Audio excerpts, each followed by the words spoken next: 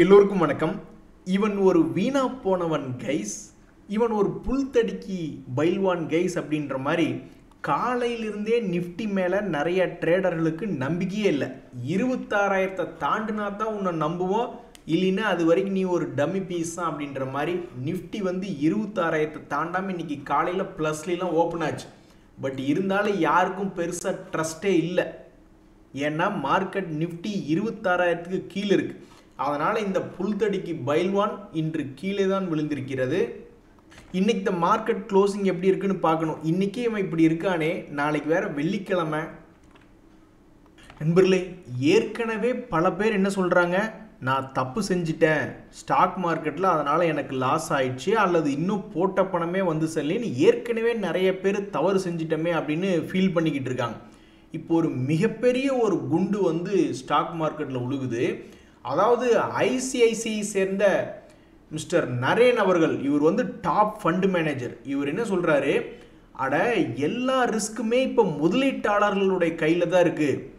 சில private equity எடுத்து பார்க்குறோம், அவனுங்களுக்கு தெரியுது எந்த இடத்துல உள்ளே போகணும், எப்போ வேல்யூவேஷன் அதிகமாக இருக்கோ அப்போ விற்றுட்டு போகணும்னு அவங்களுக்கு தெரியுது.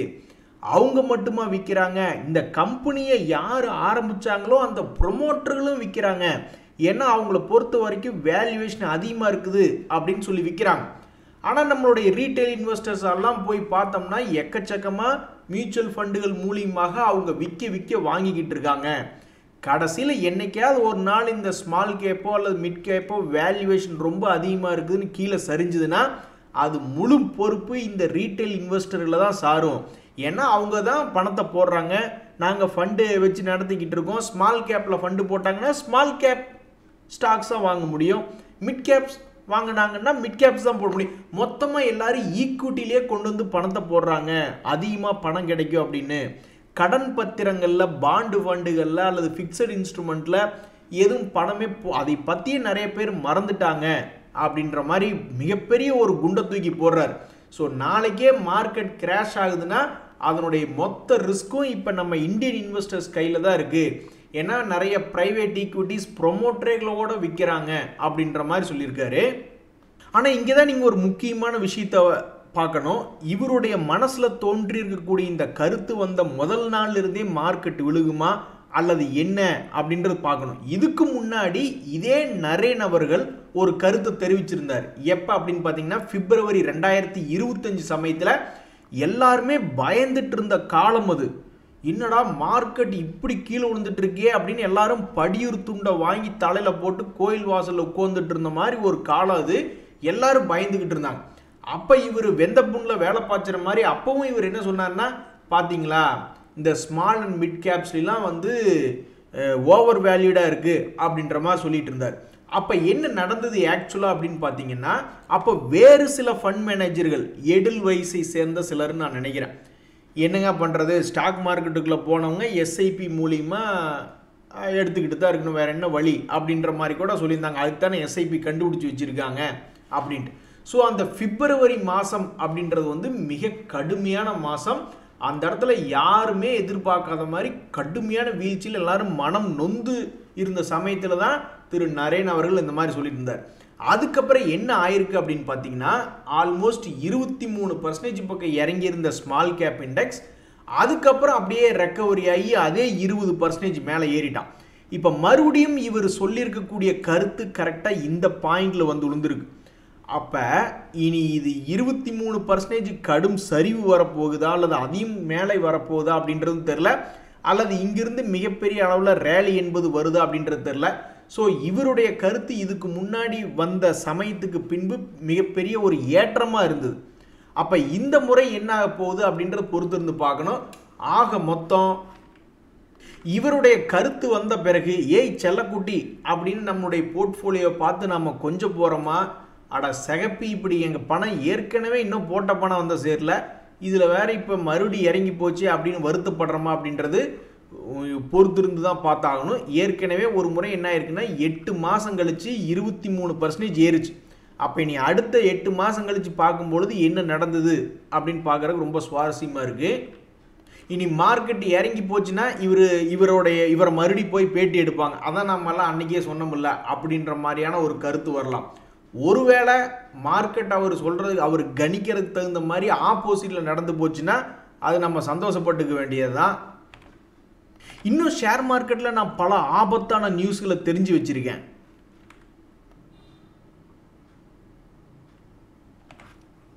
அதாவது சில வருடங்களுக்கு முன்னாடி இந்த அதானி என்டர்பிரைசஸ் வந்து ஏதோ ஒரு 18,000 கோடி சம்பந்தப்பட்ட பணம் வந்து மார்க்கெட்லேருந்து புறப்பட்டணும் அப்படின்ற மாதிரி ஏதோ ஒரு செய்தி எனக்கு படிச்சுட்டு இருந்தது நல்லா ஞாபகம்.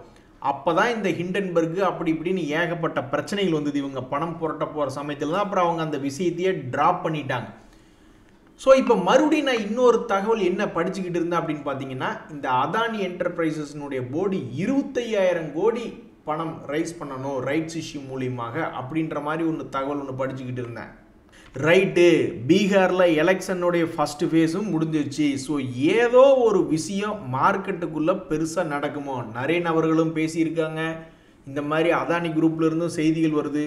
அப்போ ஏதோ ஒரு விஷயம் நிஃப்டி வந்து ஒரு 2000 பாயிண்ட்டுகள் மேலேயோ அல்லது கீழேயோ நகுத்தியோடக்கூடிய சக்தி அடுத்த 6 மாதம் கழித்து எடுத்து பார்க்கும்பொழுது 2000 பாயிண்ட்டுகளை மூவ்மெண்ட் பண்ணியிருக்கக்கூடிய சக்தியை நம்ம பார்க்குறோமா இல்லையா அப்படின்றத பொறுத்திருந்து பார்க்கணும்.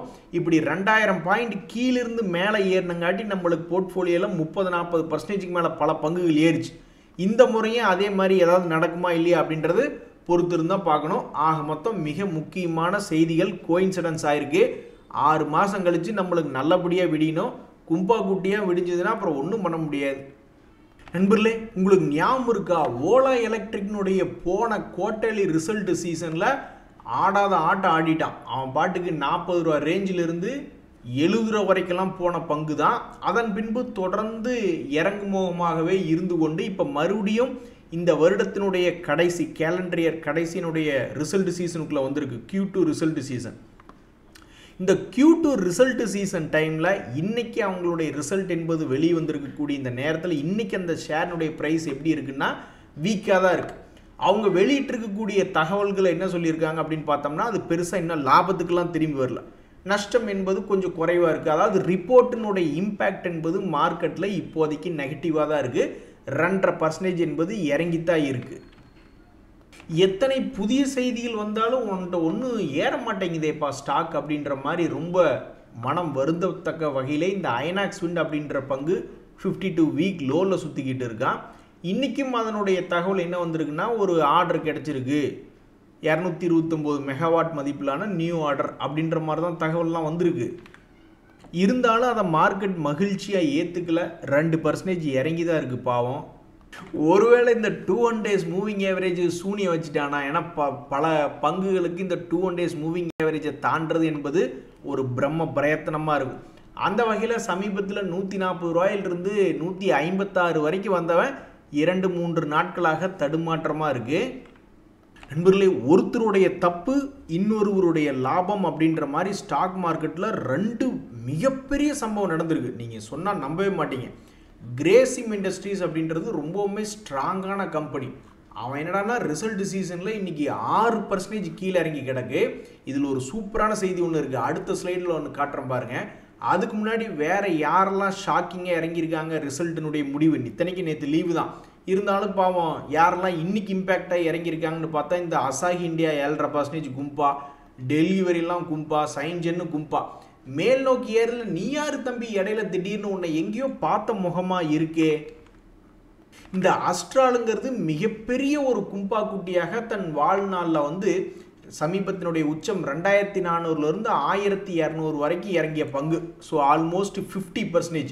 ஸோ 20% இறங்கி ஏறல, 40% இறங்கி ஏறல, 60% வரைக்கும் போகல. ஆல்மோஸ்ட் 50 கிட்டேயே ஒரு மாதிரி திரும்பி இருக்கான். ஸோ அப்படி திரும்பிய பங்கு என்ன பண்ணியிருக்கான்னா, 1200லேருந்து ஒரு முறை 200 days மூவிங் ஆவரேஜ் தாண்ட முயற்சி செஞ்சு முடியல, 2வது முறை முடியல. இப்போ இந்த ரிசல்ட் சீசனில் 200 days மூவிங் ஆவரேஜை தாண்டறதுக்கு அவனுடைய ரிசல்ட் சீசன் என்பது உதவி செஞ்சுருக்கு. இப்படி இருக்கக்கூடிய இந்த அஸ்ட்ரால் அப்படின்ற பங்கு ரிசல்ட்டுக்கு அப்போ ஏறிய ஒரு பங்காக இவனும் ரெட்டிங்டன்லாம் பட்டாய கிளப்பிட்டான் 12%. இங்கே நடந்திருக்கு பாருங்க நண்பர்களே, மிகப்பெரிய ஒரு பிளட் பாத். கிரேசிம் 6% இறங்கியிருக்கு, ஹிண்டால்கோ 6, அதானி என்டர்பிரைசஸ் இறங்கியிருக்கக்கூடிய நேரத்தில் ஒருத்தனுடைய தப்பு இன்னொருத்தனுக்கு சந்தோஷம் அப்படின்ற மாதிரி ஏஷியன் பெயிண்டை தூக்கி மேலே உட்கார வச்சுட்டாங்க. எதனால் அப்படின்னா இந்த ரிசல்ட் சீசனில் கிரேசிம் இறங்கினது மட்டும் இல்லை, இந்த பெயிண்ட் யூனிட்னுடைய சிஇஓ ரிசைன் பண்ணிட்டார் அப்படின்ற ஒரு காரணத்தினால ஏஷியன் பெயிண்டை தூக்கி இன்னைக்கு மேலே உட்கார வச்சுருக்காங்க. நிஃப்டி 50 இண்டெக்ஸில் ஒன் ஆஃப் த டாப் கெய்னராக வந்திருக்கு. ஆண்டவன் அனைத்து உயிர்களுக்கும் படி அளப்பான் அப்படின்ற ஒரு கான்செப்ட் மாதிரி ஏதோ லாபம் செஞ்சு கொண்டிருக்கக்கூடிய கம்பெனிக்கு ஏதாவது ஒரு நியூஸ் வந்து அவனை மேபி தூக்கி விடுவானுங்க அப்படின்ற ஒரு கான்செப்டில் ரிலையன்ஸ் குரூப் எல்லாம் கூட வித்துட்டு போயிட்டாங்க. அப்படி இப்படின்னு கடும் பேட் நியூஸ் இருந்தாலும் இந்த ஏஷியன் பெயிண்ட் இந்த 2200 ரூபாயிலிருந்து 2600 மேலே வந்திருக்கு அப்படின்றது அதுவும் புதிய உச்சம். இந்த வருஷத்துலேயே புதிய உச்சமாக வர்றதுக்கு இந்த கிரேசிம் சிஇஓ ரிசைன் பண்ணதான் காரணம். கிரேசிம்னுடைய அதாவது அந்த பெயிண்ட் யூனிட்ஸ்னுடைய சிஇஓ ரிசைன் அப்படின்னு நியூஸ் வருது பார்த்தீங்களா, அதுதான் முக்கிய காரணமாக இருக்குது. நான் போய் அதில் என்ன தகவல் அப்படின்ற மாதிரி தெரிஞ்சுக்கலான்னு பார்த்தேன். அவர் வந்து pursue opportunities outside the company அப்படின்ற மாதிரி ஒரு தகவல் படிச்சிருக்கேன். இதுதான் அவருடைய ரெசிக்னேஷன் லெட்டர். யாருக்காவது சில பேர்லாம் ஃபார்மட் தேடிக்கிட்டு இருப்பாங்க. இப்படி ஒரு ஃபார்மட் இருக்குது பாருங்கள், ஒரு சிஇஓவே இப்படி தான் போட்டிருக்காப்ல. ஆனால் இன்றைக்கி நிறைய பேர்த்துக்கு வெற்றி திருமுகமாக இருக்குமா அப்படின்னு பார்த்தா கும்பா திருமுகமாக இருக்குது. ஏன்னா நிறைய பேர் என்ன சொல்கிறாங்கன்னா இன்றைக்கி போர்ட்ஃபோலியோவில் ஒன்றும் பெருசாகவே ஏறல அப்படின்ற மாதிரி சொல்கிறாங்க. ஆனால் இண்டெக்ஸில் செலக்டிவாக பல பங்குகள் வந்து இன்றைக்கி பாசிட்டிவில் தான் இருக்கான். ஸ்மால் கேப் இண்டெக்ஸ் ஆகட்டும், மிட் கேப் இண்டெக்ஸ் ஆகட்டும், யாருமே சும்மா 1% 2% ஏறின மாதிரிலாம் எவனும் இல்லை. நிறைய பேர் நிறைய ஏறி இருக்கானு. பட் இதில் எவனுமே எங்கள் போர்ட்ஃபோலியோவில் இல்லையே அப்படின்ற மாதிரி தான் இருக்குது. அதாவது யார் அதிகமாக ஏறி இருக்கா, யார் அதிகமாக இறங்கியிருக்கா அப்படின்ற போய் பார்க்கும் பொழுது அதிகமாக ஏறி இருக்கிறவங்க எண்ணிக்கையில் கம்மியாக இருக்காங்க, அதிகமாக இறங்கினவங்க எண்ணிக்கையில் அதிகமாக இருக்காங்க. அப்போ எப்படி பார்த்தாலும் போர்ட்ஃபோலியோ கும்பான்னு தானே சொல்ல வர தியாகு அப்படின்ற மாதிரி இத்தனை பங்குகள் இன்னைக்கு இருந்தாலும் மேலே ஏறி இருந்தாலும் ஒரு வெற்றி திருமுகம் நிறைய பேர்த்துக்கு இல்லை.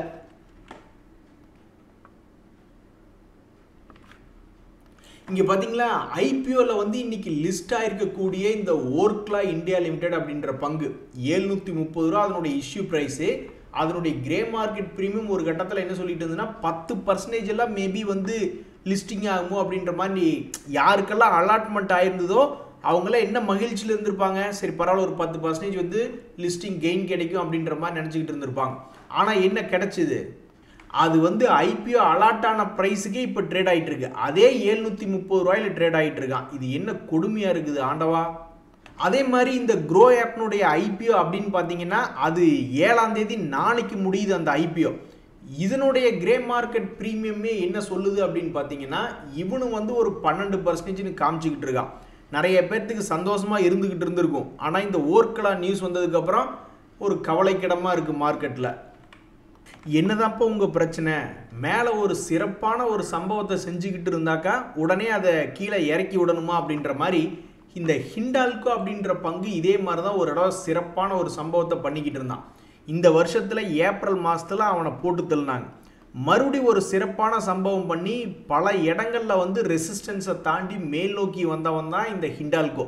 இன்றைக்கி வந்து ஏதோ ஒரு நியூஸ் என்னத்தையாவது ஒரு நியூஸ் விட்டு மேலே இருந்த பங்கை தொபுகடின்னு கீழே வச்ச ஒரு காரணத்தினால தான் இன்றைக்கி நம்மளுடைய ஹிண்டால்கோ 6% இறங்கி ட்ரேட் ஆகுது. அது மட்டும் இல்லை, அவன் எப்படி விழுந்திருக்கான் அப்படின்னா தன்னுடைய உச்சத்திலிருந்து இருக்கான்.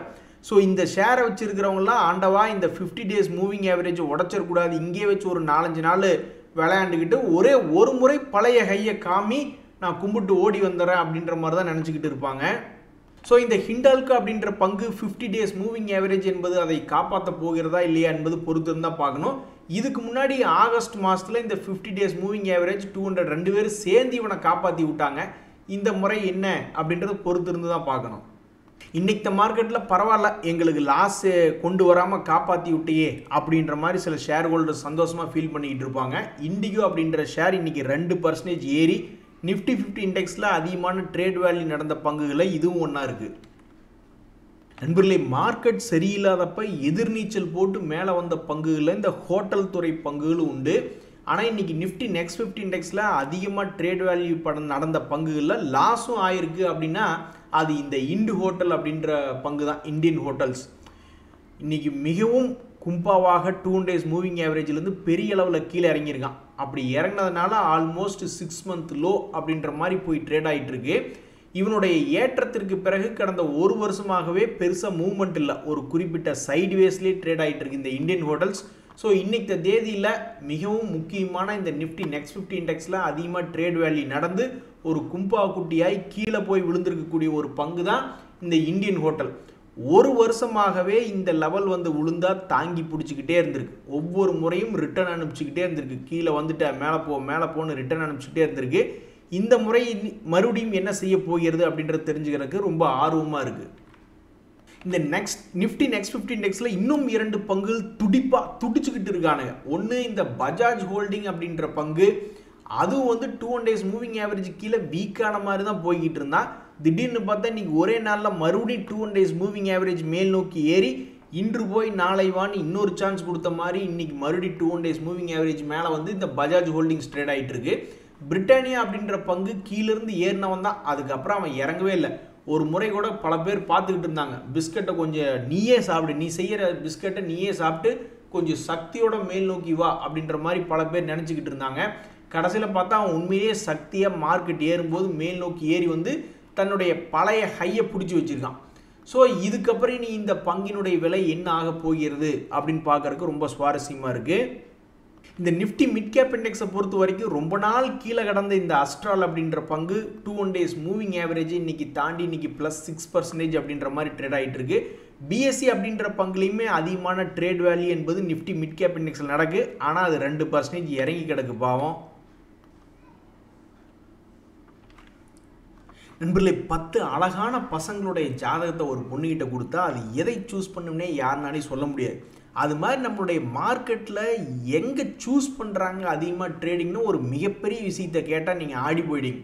ஏற்கனவே ஒரு முறை பேசியிருந்தோம், ஆனால் அப்போ வந்து அந்த இண்டெக்ஸ் இருக்கக்கூடிய இடத்துக்கு போக முடியல. அதாவது நீங்கள் போய் பார்த்தீங்கன்னா இப்போ நீங்கள் பார்க்குறது மிட் கேப் இண்டெக்ஸ், அதிகமான மார்க்கெட் கேபிட்டல் கொண்ட இண்டெக்ஸ் தான். ஆனால் அங்கே எப்படி ட்ரேடினுடைய வேல்யூ பாருங்கள், 1000 கோடி ட்ரேடு நடக்கிறதே one of the top trade value நடக்கக்கூடிய ஸ்டாக்காக இருக்குது. பேடிஎம்மில் தான் அதுலேயும் 1000 கோடிக்கு பக்கம் நடந்திருக்கு. அதுக்கப்புறம் எல்லாம் 700 600 தான் டிரான்சாக்ஷனுடைய வேல்யூ அங்கே நடந்துக்கிட்டு இருக்கு. அதுவே நீங்கள் ஸ்மால் கேப்பில் வந்து பாருங்கள், அவன்லாம் 1500 கோடி அசால்ட்டாக பண்ணிக்கிட்டு இருக்கான். ஸ்மால் கேப் கேட்டால் ஸ்மால் கேப் இண்டெக்ஸில் இருக்கக்கூடிய பங்குகள் அப்போ எங்கே அதிகமாக இன்ட்ரெஸ்ட் இருக்குது? ஒரு பொண்ணுகிட்ட 10 ஜாதகத்தை கொடுக்கல, அது ஆஸ்திரேலியாவில் இருக்கிறவன் தான் கட்டிக்குவேன் அப்படின்ற மாதிரி இருந்து என்ன பண்ண முடியும்? அது மாதிரி தான். ஸோ மார்க்கெட்டில் மிட் கேப் இருக்குது, இருந்தாலும் ஸ்மால் கேப்பில் அதிகமான ட்ரேட் வேல்யூ என்பது நான் இந்த மாதிரி எழுதி பார்த்துட்டு இருக்கக்கூடிய சமீபத்திய நாட்களில் தான் எனக்கு இந்த விஷயம் தெரிஞ்சுது. ஸ்மால் கேப் ஒரு ஸ்மால் கிடையாது, அவன் ஒரு பவர் ஹவுஸ் அப்படின்னு. ஸோ இந்த பவர் ஹவுஸில் இன்றைக்கி பெரிய ஆளுக யார் மேலே ஏறி சந்தோஷமாக இருந்தாங்க அப்படின்னா இந்த ரெட்டிங்டன்லாம் 12% ஏறி இருக்கு, ஏத்தர் எனர்ஜி 7% கும்பா. இந்த ஜிபிபிஎல் அப்படின்ற மைக்ரோ கேப் ஸ்டாக்ல அன்றைக்கே பல ட்ரேடர்கள் கண்ணு வச்சுக்கிட்டு இருந்தாங்க. ஏன்னா ஒரு முறை 2 days மூவிங் ஆவரேஜை தாண்டுனா அதுக்கப்புறம் அப்படியே பிக்கப் ஆகி இப்போ 172 இன்றைக்கி 6% மேல் நோக்கி ஏறி ட்ரேட் ஆகி கொண்டிருக்கக்கூடிய ஒரு பங்குல இந்த ஜிபிபிஎல்லும் ஒன்று. அதே மாதிரி பேங்க் ஆஃப் இந்தியா சமீபத்தில் ஏறிக்கிட்டு தான் இருந்தது. இன்றைக்கி அதிகமான ட்ரேட் வேல்யூ நடக்கக்கூடிய நேரத்தில் அது ஒரு 2% என்பது இறங்கியிருக்கு. எம்டார் டெக்லேயும் சமீபத்தில் ஏறி வந்த பங்கு தான், அதுலேயும் எல்லாம் விற்று லாபத்தை புக் பண்ணுவாங்க போல். பாவம் அதுவும் இன்றைக்கி இறங்கி கிடக்கு. அட பாங்களா, ஒரே ₹1 டிவிடெண்ட் கொடுக்குறியே, இந்த ₹1 வச்சுக்கிட்டு இந்த காலத்தில் பஸ் ஸ்டாண்டில் கூட அவசர ஆபத்துக்கு போக முடியாது தெரியுமா? ஒரு காலத்துலலாம் ₹1.50 அப்படின்னு தான் பஸ் ஸ்டாண்டுகளில் வாங்கிட்டு இருந்தாங்க, அவசரமாக எங்கேயாவது போகிற மாதிரி இருந்தால். இப்போலாம் அந்த ₹1 வச்சுக்கிட்டு அதுக்கு கூட போக முடியாது அப்படின்ற ஒரு துக்ககரமான நிலைமையில் இந்த சிம்போனி அப்படின்ற பங்கு அப்படின்றது நீங்கள் ஷேர் விலையை பார்த்தீங்கன்னா அதெல்லாம் ₹1800 50% பக்கம் சரிவடைஞ்சு 916 ட்ரேட் ஆகிட்டு இருக்கான். எப்படி ஒரு துக்ககரம் பாருங்க.